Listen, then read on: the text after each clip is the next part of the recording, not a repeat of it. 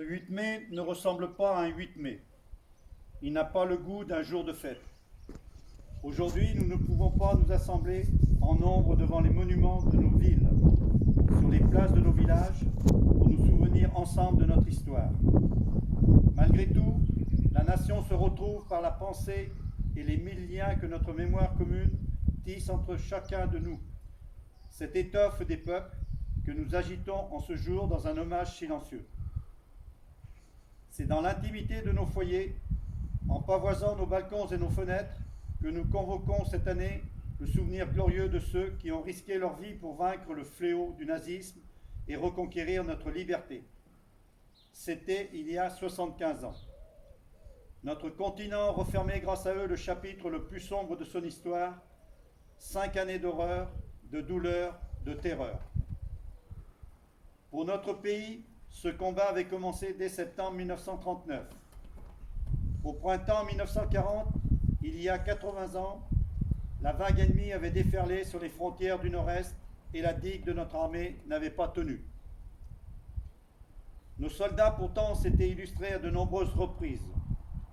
Ceux de Montcornet, d'Abbeville, de Gembloux ou de Stone, les hommes de Narvik, les cadets de Saumur, l'armée des Alpes avait défendu avec vigueur notre territoire et les couleurs de notre pays.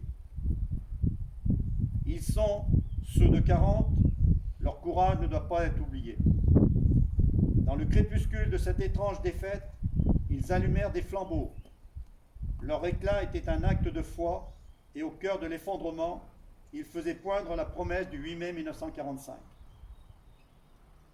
Cette aube nouvelle fut ensuite conquise de haute lutte par le combat des armées françaises et des armées alliées, par les Français libres qui jamais ne renoncèrent à se battre, par le dévouement et le sacrifice des résistants de l'intérieur, par chaque Française, chaque Français qui refusa l'abaissement de notre nation et le dévoiement de nos idéaux.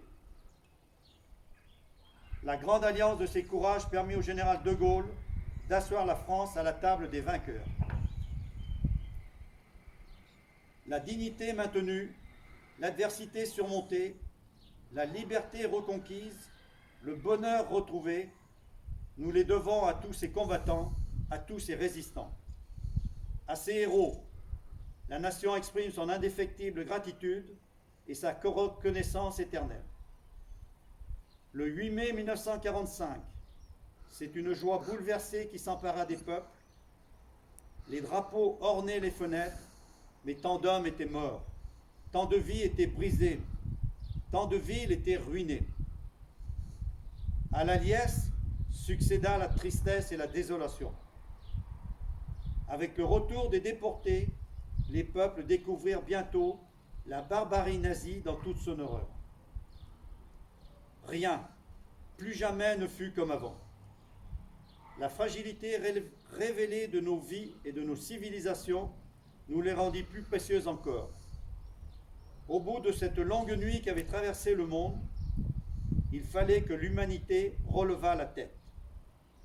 Elle venait de découvrir, horrifiée, qu'elle pouvait s'anéantir elle-même et il lui fallait désormais refaire le monde de fond en comble ou, à tout le moins, empêcher que le monde ne se défasse, selon le mot de Camus. Ce fut l'heure, en France, de l'Union nationale pour fonder les beaux jours, annoncés par le Conseil national de la résistance et bientôt retrouvés. L'heure, en Europe, de l'effort commun pour bâtir un continent pacifié et fraternel. L'heure, dans le monde, de construire les Nations Unies et le multilatéralisme. Aujourd'hui, nous commémorons la victoire de ce 8 mai 1945, bien sûr, mais aussi, mais surtout, la paix qui l'a suivie.